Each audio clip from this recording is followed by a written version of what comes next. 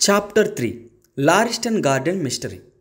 నా సహచరుని సిద్ధాంతాలను ప్రయోగాత్మకంగా పరీక్షించడానికి దొరికిన అవకాశానికి నేను ఆశ్చర్యంలో పడిపోయానని ఒప్పుకుంటున్నాను. అతని విశ్లేషణ శక్తి పట్ల నా గౌరవం బాగా పెరిగిపోయింది. అయినా నా మెదడులో మూలాన అనుమానం ఏదో నక్కి ఉంది. ఇదంతా నన్ను ఇంప్రెస్ చేయడానికి ముందే ఏర్పాటు చేసిన నాటకమేమోనని. అయితే నన్ను ఆ రకంగా మబ్బపెట్టి అతను ఏం సంపాదించుకుంటాడన్నది మాత్రం నాకు అర్థం కాలేదు. నేను అతని వైపు చూసేసరికి అతను ఆ నోట్ను చదవడం పూర్తి చేశాడు. అతని కళ్ళు ఆ మధ్యభావాలను, అతని మెదడు తీరును ప్రతిబింబిస్తున్నాయి. ఏ రకంగా ఆ నిర్ణయం చేయగలిగావు అడిగాను. ఏ సంగతి? అతను పట్టనట్టు అడిగాడు. ఏం? అతను రిటైర్ అయిన మెరైన్ సర్జెంట్ అని. ఇలాంటి విషయాల కొరకు నా దగ్గర టైం లేదు, అతను చటుక్కున అనేశాడు. కానీ అంతలోనే చిరునవ్వు నవ్వి, నా మొరటతనానికి క్షమించు, నువ్వు నా ఆలోచనలకు అడ్డు తగిలావు. కానీ అది మంచిదేనేమో. అతను మెరైన్ సర్జెంట్ అని నీవు గుర్తించలేకపోయావన్నమాట. అస్సలు లేదు. ఈ సంగతి వివరించడం కన్నా సులభంగా తెలిసిపోయింది. రెండు కలిపితే 4 అవుతుందని నిరూపించడం అంటే కొంత కష్టమవుతుంది. అయితే సంగతి మాత్రం గట్టిగా తెలుసు. వీధి ఆ చివరి నుంచి కూడా నేను అతని చేతి మీదనున్న యాంకర్ పచ్చబొట్టును చూడగలిగాను. అంటే సముద్రం వ్యవహారం. అతనిలో మిలిటరీ తరహా ఉండనే ఉంది. పైగా ఆ చెంపల మీద వెంట్రుకలు అంటే మెరైన్, సందేహం లేదు. అతనిలో కొంత తన మీద తనకు గౌరవం, ఆఫీసర్కు ఉండే దర్పం కూడా ఉన్నాయి. తలను ఎత్తిపెట్టిన తీరు, చేతికర్రను కదిలించిన తీరు నీవు గమనించే ఉంటావు. స్థిరత్వం కలిగి గౌరవనీయుడైన మధ్య వయసు మనిషి. ఆ ముఖం చూచిన తర్వాత అన్నీ కలిసి అతను తప్పకుండా సార్జెంట్ హోదాలో పనిచేశాడన్న నమ్మకం కలిగింది. బ్రహ్మాండం, గట్టిగా అన్నాను. అంతేముంది అన్నాడు హోమ్స్. కానీ అతని తీరు చూస్తే నేను కనబరిచిన ఆశ్చర్యం, ఆరాధనలతో అతనికి ఎంతో సంతోషం కలిగిందని అనిపించింది. నేరగాలు లేరని ఇందాకే అన్నట్టున్నావు కదా, కానీ నేను పొరపడ్డాను లాగుంది. ఇదిగో చూడు అంటూ కమిషనర్ తెచ్చిన నోట్ను అతను నా వైపు పడివేశాడు. ఓహో, ఇది భయంకరం. కాగితం వైపు చూస్తూ నేను అన్నాను, ఇదేదో మామూలు కేసు కాదని అనిపిస్తున్నది. ఒక్కసారి దాన్ని గట్టిగా చదివి వినిపిస్తావా అన్నాడు అతను ప్రశాంతంగా. నేను అతను చదివి వినిపించిన ఉత్తరం ఇలాగుంది. మై డియర్ షెర్లాక్ హోమ్స్, రాత్రి బ్రిక్స్టన్ రోడ్లో థర్డ్ లారిస్టర్ గార్డెన్స్లో కొంత చెడ్డ వ్యవహారం జరిగింది. బీట్ మీదనున్న మా మనిషి ఉదయం 2 గంటల ప్రాంతంలో అక్కడ వెలుతురు గమనించాడు. ఇల్లు ఖాళీది గనుక అనుమానం వచ్చింది. వెళ్ళి చూస్తే తలుపులు తెరిచి ఉన్నాయి. ఫర్నిచర్ ఏదీ లేని ముందు గదిలో ఒక పెద్ద మనిషి శరీరం పడి ఉంది. అతని దుస్తులు గౌరవంగా ఉన్నాయి. జేబులో ఎన్కో జే డ్రైవర్, క్వీన్లాండ్, ఒహాయో, USA అనే పేరున్న కార్డులున్నాయి. దొంగతనం ఏదీ జరగలేదు. అతను ఎట్లా మరణించడానికి అక్కడ సూచనలు ఏమీ లేవు. గదిలో రక్తం మరకలున్నాయి, కానీ అతని శరీరం మీద ఎటువంటి గాయాలు లేవు. అతను ఆ ఖాళీ ఇంట్లోకి ఎట్లా వచ్చాడో అర్థం కావడం లేదు. నిజానికి మొత్తం వ్యవహారం చిక్కుముడిగా ఉంది. మీరు 12కు ముందు ఏ సమయంలో అక్కడికి రాగలిగినా నేను అక్కడే ఉంటాను. మీరేదైనా చెప్పే వరకు ఎక్కడ వస్తువులు అక్కడే ఉండేటట్లు ఏర్పాటు చేశాను. మీరు రాలేని పక్షంలో నేనే మరిన్ని వివరాలు అందజేస్తాను. మీ అభిప్రాయాలను అందించి సాయం చేస్తే అది మీ అపారమైన దయగా, గౌరవంగా భావిస్తాను. మీ విధేయుడు టోబియస్ గ్రెగ్సన్. స్కాట్లాండ్ యార్డ్ సిబ్బందిలోకి గ్రెగ్సన్ బాగా చురికినవాడు అన్నాడు నా మిత్రుడు. అతను లెస్ట్రేడ్, అక్కడ తగని మనుషులు. ఇద్దరూ వేగము, శక్తి కలిగిన వాళ్ళు. అదొక షాక్ అనుకో. పైగా వారిద్దరికీ ఒకరితో ఒకరికి కుదరదు. వృత్తిలో ఉన్న అందగత్తెలంతా బద్ధ విరోధం ఇద్దరి మధ్యను. ఈ కేసు మీద సరిగ్గా ఆ ఇద్దరిని పెట్టారంటే సరదాగా ఉంటుంది. ఇక అతను ప్రశాంతంగా చెబుతుంటే ఆశ్చర్యం నా వంతయింది. ఒక్క క్షణం కూడా ఆలస్యం చేయడానికి లేదు. వెళ్ళి బండి ఆర్డర్ చేయనా అన్నాను. నేను వెళ్ళాలా అని ఇంకా నాకే తేలలేదు. నేను బూట్లు వేసుకున్న వాళ్ళందరిలోకి ఏమాత్రం చికిత్సకు లొంగనంత బద్ధకం మనిషిని. కానీ మూడు వచ్చిందంటే మాత్రం మరో రకంగా ఉండగలను కూడా. ఇది సరిగ్గా నీవు ఎదుటి చూస్తున్న లాంటి అవకాశం కదా. మరింకేమిటి మిత్రమా? అయితే నాకేమిటట? మొత్తం చిక్కుముడి నేను విప్పేనే అనుకో. ఆ గ్రెగ్సన్, లెస్ట్రేడ్ తదితరులంతా మాదే ఈ గొప్పంతా అంటారు. అధికారి కాకుంటే అదే బాధ. అవును, నేను అతనికన్నా మెరుగని అతని ఎరుగును. ఆ మాట నాతోనే అంటాడు. కానీ ఆ సంగతి మరో 3వ మనిషికి ముందు చెప్పాలంటే ముందు నాలుక తెగగోసుకుంటాడు. అయినా మనం వెళ్ళి చూడవచ్చు. సంగతి ఏమిటో నేనే తేలుస్తాను. ఏమీ లేకున్నా వాళ్ళని చూచి నవ్వడానికి ఉంటుంది. రా పోదాం. అతను త్వరగా ఓవర్ కోట్ వేసుకున్నాడు. బద్ధకం పోయి చురుకుతనం ఫిట్ వచ్చేసిందనడానికి సందేహం లేదు. అక్కడ నీ హ్యాట్ అందుకో అన్నాడు అతను. నన్ను రమ్మంటున్నావా? అంతకంటే మంచి పనేది లేకుంటే. అవును. ఓ నిమిషం తర్వాత ఇద్దరం ఒక గుర్రం బండిలో ఉన్నాం. బ్రిక్స్టన్ రోడ్ కేసి వేగంగా వెడుతున్నాం. ఉదయం పొగమంచు ఇంకా విడలేదు. ఇళ్ల ముంగిట్లో అది తెరలాగా ఉంది. దారిలోని మట్టి రంగు అక్కడ ప్రతిఫలించినట్టు ఉంది. నా సర్చుడు గొప్ప మూడ్లో ఉన్నాడు. క్రిమోనా ఫిడేల్స్ గురించి, స్ట్రాడివేర్ అమాటే రకాల మధ్య తేడా గురించి ఏవేవో చెబుతున్నాడు. నా మట్టుకు నేను నిశ్శబ్దంగా ఉన్నాను. ఒకవైపు వాతావరణం, మరోవైపు మేము ఎడుతున్న వ్యవహారం రెండూ కలిసి నాకు కొంచెం డిప్రెషన్గా ఉండేలా చేశాయి. చేతిలోని వ్యవహారం గురించి అంతగా ఆలోచిస్తున్నట్లేదు నీవు అన్నాను చివరికి. సంగీత వాయిద్యాల గురించిన అతని ఉపన్యాసానికి అడ్డు తగిలింది. వివరాలు ఏమీ తెలియవు ఇప్పటికీ. సాక్ష్యాలు, సంగతులు తెలియకుండా నిర్ణయాలు, సిద్ధాంతాలకు చేరడం ఘోరమైన అపరాధం. అది నిర్ణయాన్ని తప్పుదారి పట్టిస్తుంది. త్వరలోనే అన్నీ తెలుస్తాయి. ఇదే బ్రిక్స్టన్ రోడ్. నా మాట పొరపాటు కాకుంటే అదిగో అదే ఆ ఇల్లు అన్నాను వేలుతో చూపుతూ. అవునవును, ఆపు డ్రైవర్, ఆపు. నిజానికి ఇంకా ఓ 100 గజాల దూరంలో ఉన్నాం. అయినా దిగాలని అతను పట్టుబట్టాడు. తరువాత దారి నడుస్తూ దాటాం. నెంబర్ 3 లారిస్టన్ గార్డెన్ అపశకునాల నిలయంలాగా కనిపించింది. వీధి నుంచి కొంచెం వెనుకకు ఉన్న 4 ఇళ్లల్లో అది ఒకటి. అందులో 2 ఖాళీగా ఉన్నాయి. ఖాళీ బంగళాల్లో 3 వరుసల కిటికీలున్నాయి. అవి ఖాళీగా ఉన్నాయి. అక్కడో ఇక్కడో టూలెట్ అన్న కార్డులు మాత్రం గుడ్డి అద్దాల మీద క్యాట్రాక్ట్ లాగా వేలాడుతూ ఉన్నాయి.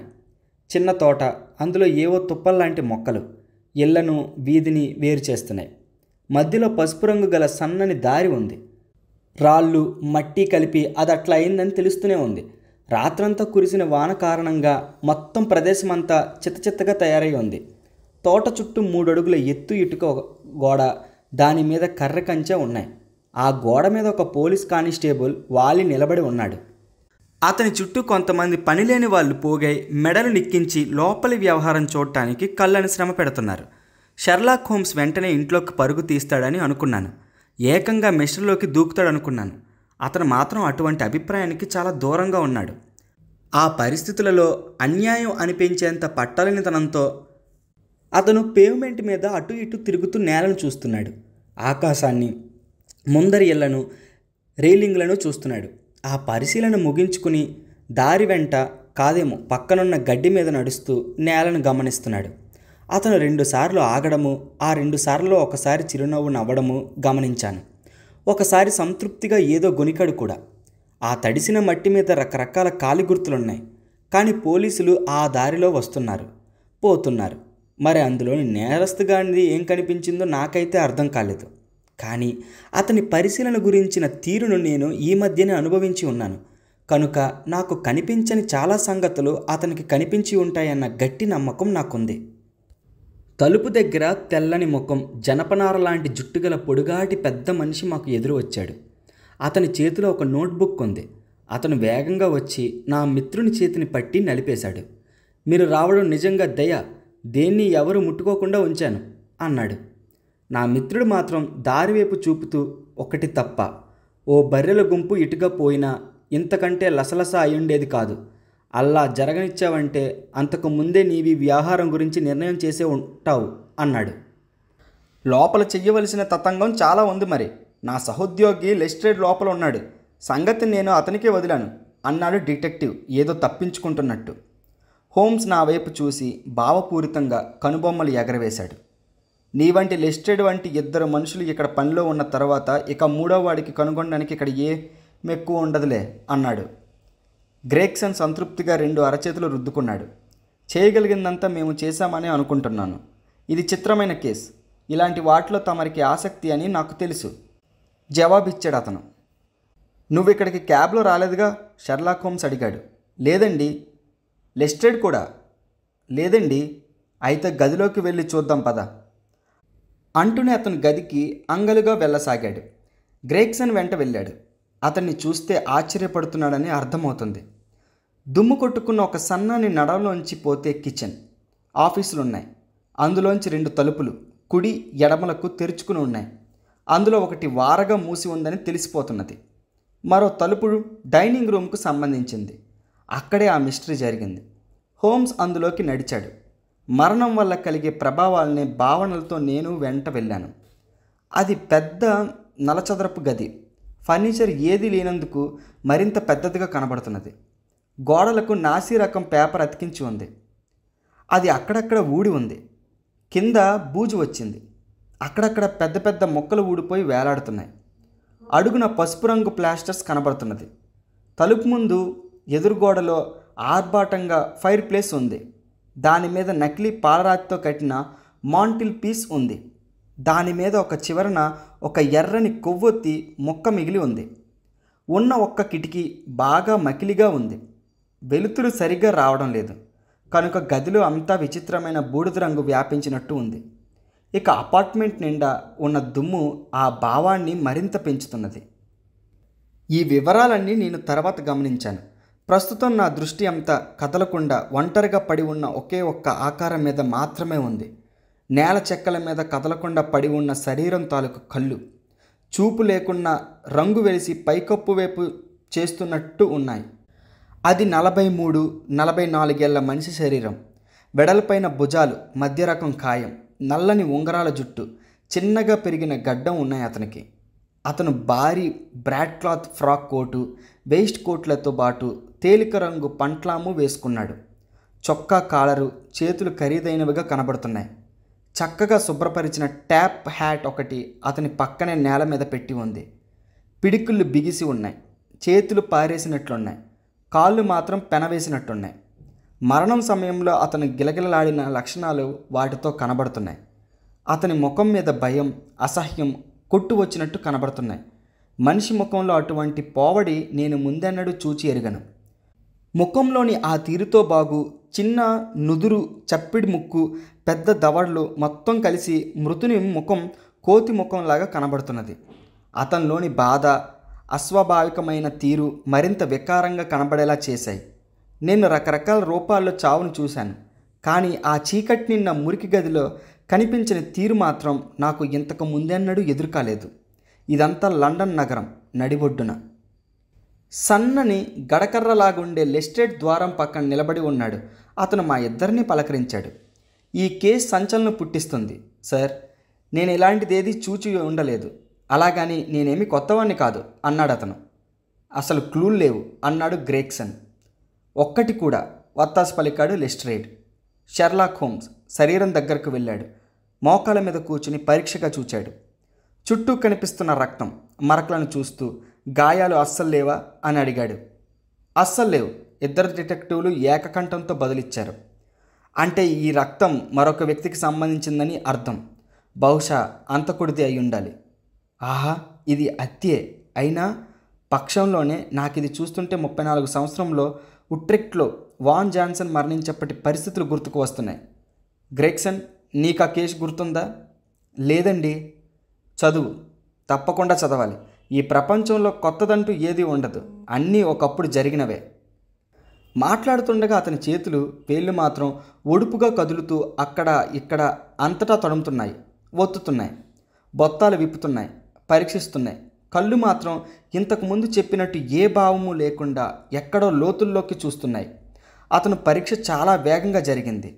అందులోని వివరాలను మరొకరు ఆలోచించలేనంత వేగంగా జరిగింది. చివరకు అతను మృతుని పెదవులను వాసన చూచాడు. ఆ తర్వాత అతని బూట్ల అడుగు భాగాన్ని పరిశీలించాడు. ఇతన్ని ఎవ్వరూ కదిలించలేదు కదా అతను అడిగాడు. మా పరిశీలనకు అవసరమైన కంటే ఎక్కువ మాత్రం కదిలించలేదు. ఇక మీరు ఇతడికి మార్చురీకి తరలించవచ్చు. ఇంకా తెలుసుకోవాల్సింది ఏమీ లేదు. గ్రేగ్సన్ 4 మనుషులను స్ట్రెచ్చర్ సిద్ధంగా ఉంచాడు. పిలవగానే వారు గదిలోకి వచ్చారు. అపరిచితుడిని ఎత్తుకుని పోయారు. అతన్ని పైకెత్తగానే ఒక ఉంగరం టంగుమంటూ కింద పడి నేల మీద దొర్లింది. లెస్ట్రేడ్ దాన్ని పట్టుకున్నాడు. ఆశ్చర్యంగా దానివైపే చూస్తున్నాడు. ఇక్కడికొక ఆడమనిషి వచ్చింది. ఇది అమ్మాయిల పెళ్లి ఉంగరం అరిచాడతను. మాట్లాడుతూ అతను ఉంగరాన్ని అరచేతిలో ఉంచి ముందుకు సాగాడు. అందరము చుట్టూ చేరి చూశాం. ఆ ఉంగరం ఒక పెళ్లి కూతురు చేతిని ఒకప్పుడు అలంకరించిందనడంలో సందేహం లేదు. దీంతో వ్యవహారం మరింత చిక్కైంది అన్నాడు గ్రేగ్సన్. ఇప్పటికే అది చేతనైనంత చిక్కుగా ఉంది. మరి వ్యవహారం సులభం కాలేదని నమ్మకంగా ఉందా? దాన్ని చూస్తూ ఉంటే తెలిసేది ఏమీ ఉండదు. అతని జేబుల్లో ఏం దొరికింది అన్నాడు హోమ్స్. అన్నీ ఇక్కడే ఉన్నాయి అంటూ కింది మెట్టు మీదున్న వస్తువులను చూపించాడు. ఒక బంగారు గడియారం, నంబర్ 97163, లండన్లోని బెరాడ్ కంపెనీ వారు తయారీ. గోల్డ్ ఆల్బర్ట్ చైన్, బాగా బరువుగా బలంగా ఉంది. బంగారు ఉంగరం మీద మసోనిక్ గుర్తుతో సహా బుల్డాగ్ తలబొమ్మతో బంగారు పిన్, దాని కళ్ళుండవలసిన చోట రూబీలున్నాయి. రష్యన్ కార్డ్ కేస్, అందులో ఎనోక్ జే డ్రేబల్ ఆఫ్ క్లీవ్లాండ్ కార్డులున్నాయి. ఈజేడి అనే పొడి అక్షరాలు లినన్ మీద ఉన్నాయి. పర్సు లేదు, కానీ 7 పౌండ్ల 13 చిల్లర మాత్రం ఉంది. బొకాడియో రచన డి క్యామరూన్ పాకెట్ ఎడిషన్, అందులో జోసెఫ్ స్ట్రేంగర్సన్ అనే పేరుంది. 2 ఉత్తరాలు, అందులో ఒకటి ఈజే డ్రేబర్కు, మరొకటి జోసెఫ్ స్ట్రేంగర్సన్కు అడ్రస్ చేసి ఉన్నాయి. చిరునామా ఏమనుంది? అమెరికన్ ఎక్స్చేంజ్ స్ట్రాండ్, అడిగేదాకా అక్కడే ఉంచే పద్ధతిలో అని 2 గుయన్ స్టీమ్షిప్ కంపెనీ నుంచి వచ్చాయి. లివర్పూల్ నుంచి వాళ్ళ బోట్లు బయలుదేరడం గురించి ఉంది వాటిలో. ఈ దురదృష్టవంతుడు న్యూయార్క్ తిరిగి వెళుతున్నాడని స్పష్టంగా అర్థమవుతోంది. స్టేంగర్సన్ అనే వ్యక్తి గురించి ఏమైనా ఆరాలు తీశారా? వెంటనే తీసామండి. అన్ని పత్రికలకు ప్రకటనలు పంపించాము. మా మనిషి ఒక అతను అమెరికన్ ఎక్స్చేంజ్కి వెళ్ళాడు, అతను ఇంకా రాలేదు. క్లీవ్లాండ్కు ఎవరినైనా పంపించారా? టెలిగ్రామ్ పంపించాం ఉదయాన్నే. ఏమని రాశారు అందులో? పరిస్థితులను మామూలుగా వివరించాము. మాకు సాయం చేయగల సమాచారం ఏమి అందగలిగినా సంతోషం అని రాశాం. ముఖ్యంగా అనిపించిన ఏ సంగతి గురించి అయినా వివరాలు అడిగారా? నేను స్ట్రేంగర్సన్ వివరాలు అడిగాను. ఇంకేమీ లేదా? ఈ కేసు పూర్తిగా ఆధారపడి ఉన్న పరిస్థితి ఏమీ లేదా? మళ్ళీ ఒకసారి టెలిగ్రాఫ్ చేయరా? నేను చెప్పవలసిందంతా చెప్పాను అన్నాడు గ్రెగ్సన్ కొంచెం బాధపడుతున్నట్టు. షెర్లాక్ హోమ్స్ తనలో తాను నవ్వుకున్నాడు. ఏదో అనబోతున్నట్టు కనిపించాడు. అంతలో అప్పటి వరకు ముందు గదిలో ఉండిన లెస్ట్రేడ్ వచ్చాడు. చేతులను గొప్ప సంతృప్తిగా రాస్తున్నాడు అతను.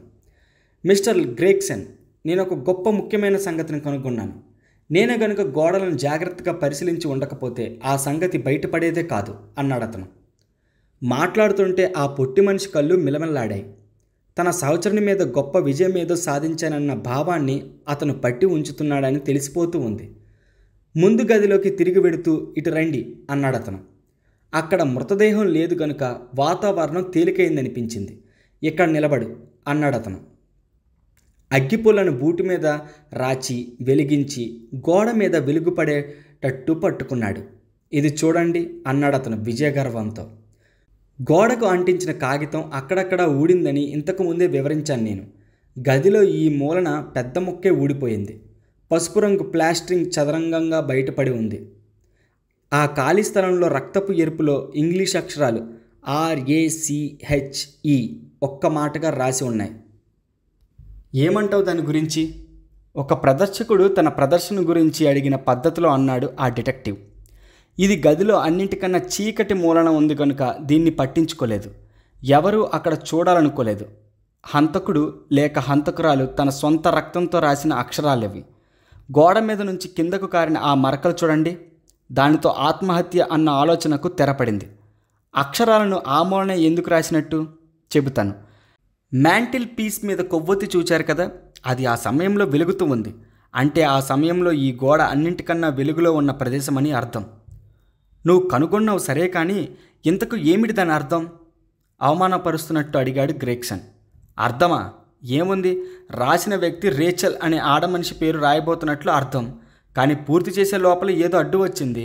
నా మాటలు గుర్తుంచుకోండి. ఈ కేసు ముగిసే లోపల రేచల్ అనే ఆడమనిషికి వీరితో ఏదో ప్రమేయం ఉందని బయటపడుతుంది. షెర్లాక్ హోమ్స్, మీరంతా నవ్వితే నష్టం లేదండి. మీరంత తెలివిగల వాళ్ళు అయి ఉండవచ్చు, కానీ చివరాఖరికి పాత కుక్కలే మేలని తేలుతుంది. నన్ను నిజంగా క్షమించు అన్నాడు నా మిత్రుడు. తాను గట్టిగా నవ్వినందుకు ఆ చిన్న మనిషి నొచ్చుకున్నాడాయే. దీన్ని ముందుగా గమనించిన గౌరవం నీకే దక్కుతుంది. నీవన్నట్టు దీన్ని కేసులోని మరో భాగస్వామి రాసినట్లు ఒప్పుకోవడం అనుమానం లేదు. ఈ గదిని పరిశీలించే సమయం నాకింకా అందలేదు. మీరు ఒప్పుకుంటే ఆ పని ఇప్పుడు చేస్తాను. ఆ మాటలు అంటూనే అతను జోబులోంచి కొలతల టేపు, పెద్ద భూతద్దము బయటికి తీశాడు. ఆ 2 పరికరాలతో అతను గదంతా కథం తొక్కసాగాడు. ఆగుతూ, అప్పుడప్పుడు మోకాల మీద కూర్చుంటూ, బోర్లా పడుకుంటూ తన పనిలో ఎంతగా మునిగిపోయాడంటే మేమంతా ఉన్నామని అతనికి ధ్యాస ఉన్నట్టు లేదు. తనలో తాను గొనుక్కుంటున్నాడు. ఆశ్చర్యంగా మూలుగులు, ఈలలు, ఏదో దొరికినట్లు ఈలలు ఎన్నో చేస్తున్నాడు. అతన్ని గమనిస్తుంటే బాగా శిక్షణ పొందిన ఉత్తమ జాతి వేటజాగిలం. ఆత్రంగా ఒగరుస్తూ తను వెతుకుతున్నదేదో దొరికే వరకు కదిలినట్లు తోచింది నాకు. 20 నిమిషాలు.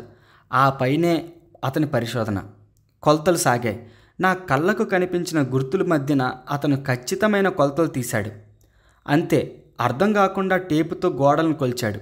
ఒకచోట బూడిద రంగు దుమ్మును ఒక కవర్లోకి ఎత్తుకున్నాడు. చివరగా భూతద్దంతో గోడ మీద మాటను పరీక్షించాడు. అది ఎంతో నిశితంగా. అయిన తర్వాత చాలా సంతృప్తిగా కనిపించాడు. టేపును భూతద్దాన్ని జోబులో పెట్టుకున్న తీరుతో ఆ సంగతి అర్థమైంది. జీనియస్ అంటే శ్రమ పడడానికున్న అంతులేని స్తోమత అంటారు అన్నాడు అతను నవ్వుతూ. అదేమంత గొప్ప నిర్వచనం కాదు, కానీ డిటెక్టివ్ పనికి మాత్రం అది బాగా కుదురుతుంది అన్నాడు.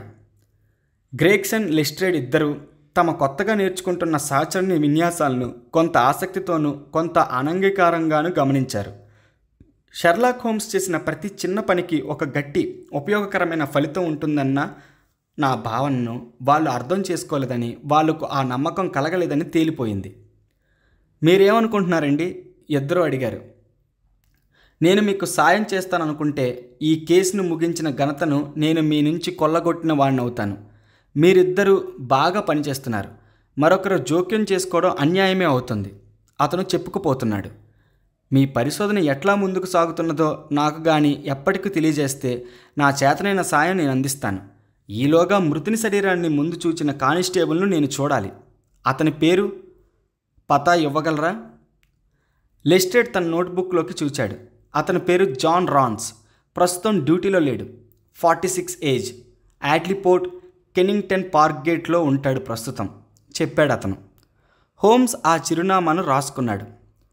డాక్టర్, రా పోదాం, వెళ్ళి అతన్ని కలుద్దాం. ఈ కేసులో సాయపడే ఒక సంగతి మీకు చెబుతాను అని కూడా అన్నాడు. ఆ ఇద్దరు డిటెక్టివ్ల వైపు చూస్తూ, ఇక్కడ ఒక హత్య జరిగింది. హంతకుడు మగ మనిషి. 6 అడుగుల కన్నా ఎక్కువ ఎత్తున్న మంచి యువకుడు. అతని ఎత్తు ప్రకారం చూస్తే పాదాలు చిన్నవి. ముతక బూట్లు వేసుకున్నాడు. వాటి ముందు భాగాలు నలమూలగా ఉన్నాయి. అతను తిరుచినాపల్లి చుట్టూ కాలుస్తున్నాడు. అతను తనే హత్య చేయబోయే వ్యక్తితో పాటు 4 చక్రాల బండిలో వచ్చాడు. ఆ బండి గుర్రం నాడలు అరిగిపోయి ఉన్నాయి. ముందు కాళ్ళతో ఒకదాని మాత్రం కొత్త నాడ ఉంది. బహుశా అంతకుని ముఖం అందంగా ఉంది. అతని కుడి చేతి వేళ్ళు గోళ్ళు బాగా పెరిగి ఉన్నాయి. ఇవన్నీ కొన్ని సూచనలు మాత్రమే, మీకు బహుశా ఉపయోగపడవచ్చు. లెస్ట్రేడ్, గ్రేగ్సన్ ఒకరి మొక్కలు ఒకరు చూసుకున్నారు, నవ్వుకున్నారు ముసిముసిగా. ఈ మనిషి హత్యకు గురైతే అది ఎట్లా జరిగింది అన్నాడు లెస్ట్రేడ్. విషం, కటువుగా బదులిచ్చాడు షెర్లాక్ హోమ్స్ వెళ్ళిపోతూ. మరో సంగతి లెస్ట్రేడ్, రాషా అన్న జర్మన్ మాటకు ప్రతీకారం అని అర్థం. మిస్ రేచల్ను వెతుకుతూ సమయం వృధా చేసుకోకు అన్నాడు తలుపు దగ్గర వెనక్కి మళ్ళీ చూస్తూ. ఆ ఆఖరు బాణంతో అతను ముందుకు నడిచి వెళ్ళిపోయాడు. ఇద్దరు ప్రత్యర్థులు నోళ్లు వెళ్ళబట్టి నిలబడిపోయారు. చాప్టర్ 4. జాన్ రాన్స్ ఏం చెప్పాడు. మేము లారిస్టన్ గార్డెన్లోని నెంబర్ 3 నుంచి బయలుదేరినప్పుడు మధ్యాహ్నం 1 గంట అయింది. షెర్లాక్ హోమ్స్ నేరుగా దగ్గరలోని టెలిగ్రాఫ్ ఆఫీస్కు దారి తీశాడు. అక్కడ ఒక పొడిగాటి టెలిగ్రామ్ పంపించాడు. అప్పుడు అతను ఒక క్యాబ్ను పిలిచి లెస్ట్రేడ్ చెప్పిన అడ్రస్కు పోనిమ్మన్నాడు. నేరుగా దొరికే సాక్ష్యం కన్నా మించింది మరోటి లేదు. నిజానికి ఈ కేసు గురించి నా మెదడులో నిర్ణయాలు జరిగిపోయినాయి. అయినా తెలుసుకోగలిగిందంతా మనం తెలుసుకుందాం అన్నాడు. నిన్ను చూస్తే ఆశ్చర్యం కలుగుతుంది హోమ్స్. నీవు చెప్పిన ఆ వివరాలన్నింటి గురించి నీవంత నమ్మకంగా ఉన్నావని నాకు అనిపించట్లేదు అన్నాను నేను. అందులో పొరపాటుకు చోట్లేదు అన్నాడు అతను. అక్కడికి చేరగానే మొట్టమొదట నేను గమనించింది ఏమిటంటే, ఒక కిరాయి బండి అంచుకు దగ్గరగా 2 మార్లు తిరిగింది. పోయిన వారం రోజుల నుంచి వాన కురవడం అంటే నిన్న రాత్రి మాత్రమే.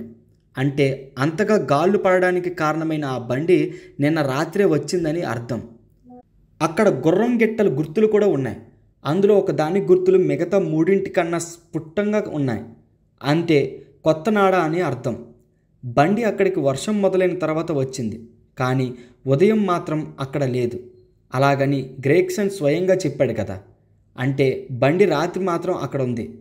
అంటే అందులోనే ఆ 2 మనుషులు అక్కడికి వచ్చాడు. అవును, అంతా సులభంగా ఉంది. కానీ మరి ఆ మనిషి ఎత్తు సంగతిలా చెప్పావు? ఏమి, ఒక మనిషి ఎత్తు 10x9 మార్లు అతని నడకను బట్టి తెలుస్తుంది. లెక్క వేయడం చాలా సులభం. ఇప్పుడదంతా చెప్పి నిన్ను విసిగించను కానీ అతని కాలి గుర్తులు బయట బురదలోనూ గదిలోనూ దుమ్ములోనూ ఉండటం నేను గమనించాను. నా ఉజ్జాయింపు లెక్కలను సరిచూచుకునే వీలు కూడా నాకు దొరికింది. ఒక మనిషి గోడ మీద ఏదైనా రాశాడంటే స్వభావత తన కంటి ఎత్తులోనే రాస్తాడు. గోడ మీద ఆ అక్షరాలు సరిగ్గా 6 అడుగుల ఎత్తుపైనే ఉన్నాయి. అంతా పిల్లలాట కింద తేలిపోయింది కదూ. మరి వయసు సంగతి ఏమిటి? సరే, ఒక మనిషి 4.5 అడుగుల మేర ఏమాత్రం శ్రమ లేకుండా దాటగలిగాడంటే ముసలి ముతక కాదనే కదా. తోటలోని దారిలో అతను నడిచిన దారిలో అంతటి నీటి మడుగు ఏర్పడి ఉంది. అతను దాన్ని దాటాడు.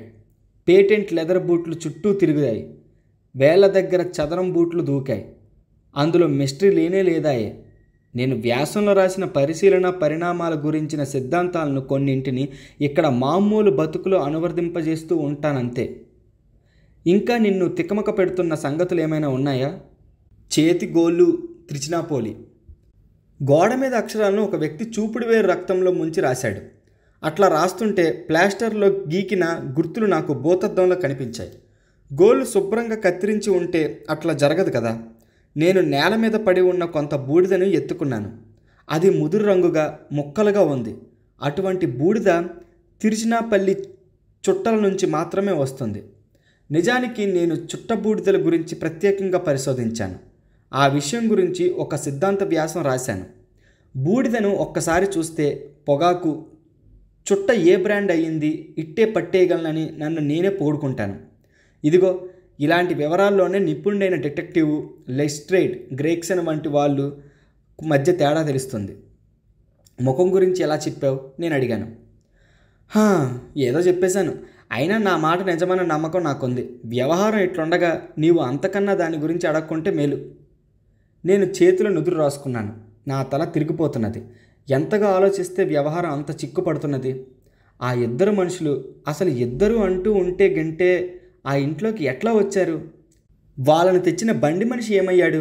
ఒకడు మరొకడిని విషం పుచ్చుకునేటట్లు ఎట్లా బలత్వం చేశాడు? రక్తం ఎక్కడి నుంచి వచ్చింది? దొంగతనం అంటూ జరగనే లేదు కనుక హత్యకు కారణం ఏమిటి? అక్కడ ఒక అమ్మాయి ఉంగరం ఎందుకు వచ్చింది? అన్నింటికీ మించి మరో మనిషి వెళ్ళిపోయే ముందు గోడ మీద రాష పగ అన్న మాట ఎందుకు రాశాడు? ఈ సంగతుల్లో ఒక్కటి కూడా అర్థమయ్యే మార్గం నాకు కనబడటం లేదని ఒప్పేసుకుంటున్నాను. నా మిత్రుడు అంగీకారంగా చిరునవ్వాడు. పరిస్థితిలోని సమస్యలను నీవు సమగ్రంగా సమీక్షించావు. అతను ఆసాగాడు. అవును, ఇంకా అర్థం కానిది ఎంతో ఉంది. ముఖ్య విషయాల గురించి మాత్రం నేను నిర్ణయాలు చేసుకున్నాను. అది వేరే సంగతి. ఇక లెస్టెడ్ కనుగొన్న సమాచారం పోలీసులను తప్పుదారి పట్టించేందుకు వేసిన పన్నాగం మాత్రమే. సోషలిజం రహస్య ముఠాల వైపు అది దృష్టిని మరలిస్తుంది. అది చేసిన వ్యక్తి జర్మన్ కానే కాదు. ఏ అన్న అక్షరం మాత్రం నీవు గాని గమనించి ఉంటే జర్మన్లో ఒక ఒరవడిలో రాసి ఉంది.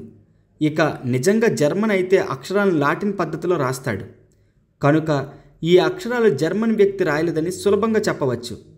అనుకరించకపోయినా అతను కొంచెం అతిశయం చేశాడు. అది పరిశోధనను తప్పుదారి పట్టించేందుకు చేసిన జిత్తు మాత్రమే. డాక్టర్, కేసు గురించి ఇంకా ఎక్కువ చెప్పను నేను. ఒక మ్యూజిషియన్ తన ట్రిక్ను వివరించి చెబితే అతనికి గౌరవం అందదని నీ వెరుగు. నేను నా పనితీరును మరీ ఎక్కువగా వివరిస్తే నేను చాలా మామూలు మనిషిని అనే నిర్ణయానికి వస్తావు నీవు. అట్లా ఎన్నటికీ జరగదు బదులిచ్చాను. డిటెక్షన్ను సైన్స్గా మార్చడంలో ఎంతగా వీలవుతుందో అంతగానూ చేశావు నీవు. నా మాటలతో మిత్రుడు ఎర్రనైపోయాడు. నేను ఆ మాటలను మనసారా చెప్పాను. అతని కళ విషయంలో ఎవరైనా పొగిడితే అమ్మాయిని తన అందం గురించి పొగిడితేలాగా పొంగిపోతాడని నేను అప్పటికే గమనించాను. నేను మరో విషయం చెప్తాను. పేటెంట్ లెదర్స్ చదరం మొనలు గల బూట్లు ఒకే బండిలో వచ్చాయి. ఇద్దరు తోవ మీద వీలైనంత దోస్తిగా పక్కపక్కనే నడిచారు. బహుశా చేతులు పట్టుకుని ఉన్నారేమో కూడా. గదిలోకి వెళ్ళిన తర్వాత అటు ఇటు తిరిగారు. కాదంటే పేటెంట్ లెదర్స్ ఒక చోట నిలబడి ఉండగా చదరం మొనలు గదిలో అటు ఇటు తిరిగాయి. అదంతా నేను దుమ్ములో గమనించాను. అతను నడుస్తూ రెచ్చిపోయాడని తేలింది. మారుతున్న అడుగుల తీరు అందుకు ఆధారం. అతను అంతసేపు మాట్లాడుతూనే ఉన్నాడు. రాను రాను కోపం పెరిగింది. అప్పుడు గోతకం జరిగింది. నాకు తెలిసిందంతా నీకు చెప్పాను. మిగతా కూడా ఊహ కల్పన. మనకు ముందుకు సాగడానికి మంచి ఆధారం దొరికింది. ఇక త్వరపడాల్సిందే. పైగా నేను హాల్స్ కాన్సర్ట్కు పోయి ఈ మధ్యాహ్నం నార్మన్ నెరూడా సంగీతం వినాలి కూడా. ఈ సంభాషణ అంతా మా బండి ఇరుకు గొంతులో గుండా సాగుతుండగా జరిగింది. అందులో మరీ ఇరుకుగా మురికిగా ఉన్న చోట మా డ్రైవర్ బండిని ఆపాడు. అదే యాడ్లీ కోర్ట్ అన్నాడు. మురికి ఇటుకల గోడల మధ్యన ఒక నెరియని చూపిస్తూ, మీరు తిరిగి వచ్చే వరకు నేను ఇక్కడే ఉంటాను అన్నాడు అతను. యాడ్లీ కోర్ట్ ఏమంత ఆకర్షణీయమైన స్థలం కాదు. సన్నని దారిలో నుంచి పోతే బండలు పరిచిన ఆవరణలో చిన్న చిన్న ఇళ్ళున్నాయి. మురికిగా ఉన్న పిల్లల మధ్య నుంచి దారి చేసుకుంటూ ఆరేసిన గొడ్డల కిందుగా దూరుతూ నంబర్ 46 ముందుకు చేరుకున్నాం. తలుపు మీద కంచు ఫలకం, దాని మీద రాన్స్ పేరు చెక్కి ఉంది. అడిగితే కానిస్టేబుల్ పడుకుని ఉన్నాడు. ఈలోగా చిన్న ముందు గదిలోకి రమ్మన్నాడు. అతను నవ్వాడు. నిద్ర లేపినందుకు చిరాకుగా ఉన్నాడు. ఆఫీసులో రిపోర్ట్ ఇచ్చా కదా అన్నాడు. హోమ్స్ జేబులో నుంచి ఒక అరసావరన్ బిళ్ళ తీసి దాంతో ఆడసాగాడు. అదేదో నీ నోటి వెంట వింటే మంచిదని మేము అనుకున్నాం అన్నాడు. చెప్పగలిగేది ఏమైనా ఉంటే సంతోషంగా చెప్తా, బంగారు బిళ్ళ వైపే కళ్ళప్పగిస్తూ అన్నాడు కానిస్టేబుల్. ఏం జరిగింది మొత్తం పోసకొచ్చినట్టు చెబితే సరి. రాన్స్ గుర్రం వెంట్రుకలు సోఫా మీద కూర్చుండిపోయాడు. కళ్ళు చికిలించాడు. ఒక్క సంగతి కూడా వదలను అన్నట్టు ముఖం పెట్టాడు. మొదటి కాన్ నుంచి చెప్తా. నా డ్యూటీ రాత్రి 10 కాన్ నుంచి తెల్లారు 6 దాకా. 11 గంటలకి వైట్ హాట్ కాడ గలాట జరిగింది. కడమ బీట్లో ఎటువంటి గోళ లేదు. 1 గంటకి వర్షం మొదలైంది. అప్పుడే హారీ ముర్చర్ కలిశాడు. అతగాడు హాలండ్ గ్రోవ్ బీట్ మీదున్నాడలే. ఇద్దరము హోన్రియాటా వీధి మొగదల్లో కబుర్లాడుతూ ఉండిపోయాము. అప్పుడు 2 గంటలకో కాస్త త్వరనో మరలా చుట్టూ తిరిగి బ్రిక్స్టన్ వీధిలో అంతా సవ్యంగా ఉందని చూద్దామనుకున్నా. అంతా ఒంటిగా గుబులుగా ఉంది. అంత దూరం పోయినా ఒక్క పురుగు కనిపించలే. 1-2 బండ్లు పోయిండొచ్చు. అంతటి సమయంలో తినడానికో తాగడానికో ఏమైనా ఉంటే ఎంత బాగుండు కదా అని ఆలోచిస్తా ముందుకు కదులుతున్నా. అంతట్లో ఆ ఇంట్లో నుంచి వెలుగు నా కంట్లో పడింది. లారిస్టర్ గార్డెన్లో ఆ 2 ఇంట్లు ఖాళీగా ఉన్నాయని నాకు తెలుసును. ఆ ఇల్లు గల ఆయన మహా మురికినాయాలు. ఇండ్లలో ఉండే ఒక పెద్ద మనిషి టైఫాయిడ్ బుట్ట వచ్చిన కాలువలు బాగు చేయించింది లేదు. నేను కుప్పగా కూలిపోయినా. ఆ ఇంట్లో లైట్లు కనబడగలే తలికి ఏదో జరిగిందిలే అనుకున్నా. తలుపు కాడికి బోదును కదా. నువ్వు ఆగావు.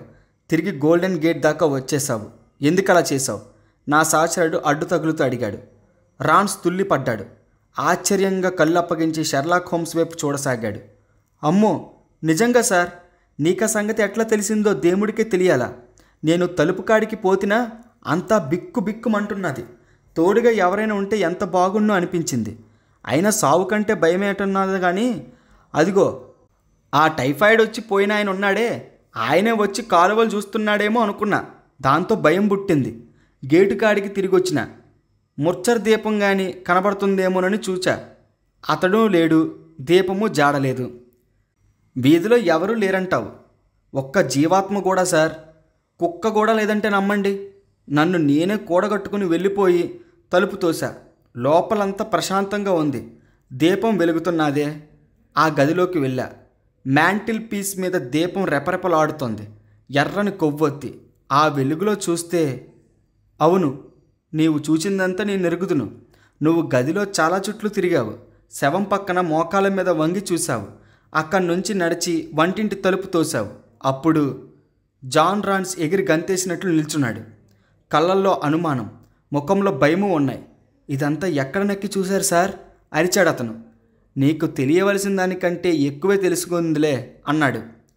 హోమ్స్ నవ్వుతూ తన కార్డును కానిస్టేబుల్ ముందు బల్ల మీద పడివేశాడు. నన్ను మాత్రం హంతకుడంటూ అరెస్ట్ చేయొద్దు నాయనా. నేను వేట జాగిలాన్ని, నక్కన మాత్రం కాదు. కావాలంటే గ్రేగ్సన్ గారిని, లెస్టెడ్ గారిని అడుగు. సరేలే, తర్వాత ఏం చేశావు అన్నాడు. రాన్స్ తిరిగి తన సీట్లో కూర్చున్నాడు. మొహం మీద భావం మాత్రం మారలేదు. గేట్ కాడికెళ్ళి ఈల వేశాను. ముర్చర్ మరో 2 వచ్చేశారు. అప్పటికి వీధి ఖాళీగా ఉన్నదా? ఖాళీగానే ఉంది. పనికొచ్చే తలకాయ ఒక్కటి లేదు. అంటే ఏమిటి అర్థం? కానిస్టేబుల్ ముఖంలో నవ్వు కనబడింది. నేను తాగుబోతు నాయాలను చాలామందినే చూశా. అంతగా తాగినోడిని మాత్రం చూచింది లేదు. నేను బయటకు వచ్చే వేళకు గేటు కాడ ఉన్నాడు. రైలింగులకు వాలి గొంతు చించుకుని బూతుపాటేదో పాడుతూ ఉన్నాడు. వాడికి నిలబడే స్థిమితం కూడా లేదు. ఎలాంటి మనిషి అతను? షెర్లాక్ హోమ్స్ అడిగాడు. వ్యవహారం తిరిగిన తీరు రాన్స్కు నచ్చినట్టు లేదు. మరీ తాగుబోతు నా కొడుకు. చేతి నిండా పనుంది కానీ పోతే వాడిని బొక్కలో తోసుందును. వాడి ముఖము దుస్తులు ఏమైనా గమనించావా? అసహనంగా అడిగాడు హోమ్స్. చూశాననే అనుకుంటా. ముర్చర్ నేను పట్టి వాడిని లేపితిమి కదా. పొడుగాటి మనిషి, ఎర్రని ముఖం, గుడ్డ చుట్టుకుని ఉన్నాడు ముఖం మీద. చాలు ఎంతకు వాడేమయ్యాడు? గట్టిగా అడిగాడు హోమ్స్. వాణ్ణి చూస్తూ కూర్చోడానికి యువతల బోలెడు పనుంది కదా సార్ అన్నాడు పోలీసు గొంతులో కోపం ధ్వనిస్తుండగా. ఎంతకీ దారి దొరికే ఉంటుంది బడవకు అన్నాడు అతను. ఎట్లాంటి దుస్తులు వేసుకున్నాడు? Brown overcoat. చేతిలో కొరడా ఏమైనా ఉందా? కొరడానా? లేదే. ఎక్కడో వదిలేసి ఉంటాడు. ఆ తర్వాత బండి కానీ కనిపించడం అడిగాడు నా మిత్రుడు. లేదు. ఈ అరసావర నీది లేచి హాట్ అందుకుంటూ అన్నాడు నా సహచరుడు. రాన్స్, నీకు ఈ జన్మలో ప్రమోషన్ రాదు. అదిగో ఆ తల ఉందే, అది అలంకారానికి కాదు, కాస్త వాడాలి కూడా. వాడితే రాత్రికి రాత్రి సార్జెంట్ అయ్యుండేవాడివి. నీవు పట్టుకుని ఎత్తానన్నావే, ఈ కేసంతా వాడి చుట్టే తిరుగుతున్నది.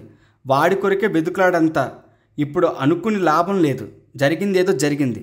రా డాక్టర్, పోదాం అన్నాడు అతను. ఇద్దరము కలిసి బండి వైపు నడిచాం. మాకు సమాచారం అందించినంత మాత్రం అక్కడే అసౌకర్యంగా ఉండిపోయాడు. పిచ్చి సన్యాసి, కోపంగా అన్నాడు హోమ్స్ మేము దారిలో ఉండగా. వాడికి పట్టిన అదృష్టం గురించి ఆలోచిస్తే దాన్ని చేజార్చుకోవడమే గుర్తొస్తుంది అన్నాడు కూడా. నాకైతే ఏమీ అర్థం కాలేదు ఇంకా. మిస్టరీలో రెండవ వ్యక్తి గురించి నీవు చేసిన వర్ణన ఆ మనిషితో కలుస్తూ ఉండడం తథ్యం. కానీ వెళ్ళిపోయిన ఆ మనిషి తిరిగి అక్కడికి ఎందుకు వచ్చాడు? నేరాలు చేసేవాళ్ళు అట్లాగుండరు కదా. ఉంగరం బాబు, ఉంగరం. వాడు దానికోసం తిరిగి వచ్చాడు. వాడిని పట్టేందుకు మరే మార్గము లేకుంటే ఆ ఉంగరాన్ని గాలంగా వేయవచ్చు. పట్టేస్తాను డాక్టర్.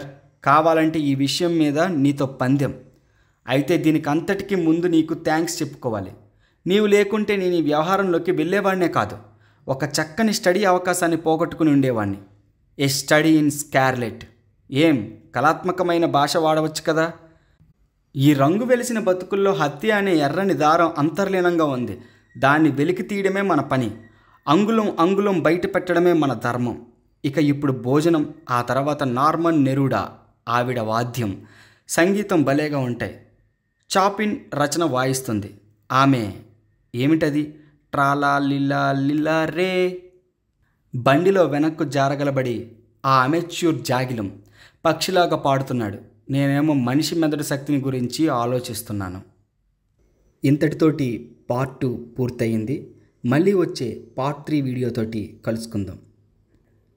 నా రీడింగ్ మీకు నచ్చినట్టుగా అయితే ఈ వీడియోని లైక్ చేసి మీ ఫ్రెండ్స్ అండ్ ఫ్యామిలీకి షేర్ చేసి మీ ప్రోత్సాహాన్ని నాకు అందిస్తారని మనస్ఫూర్తిగా ఆశిస్తున్నాను.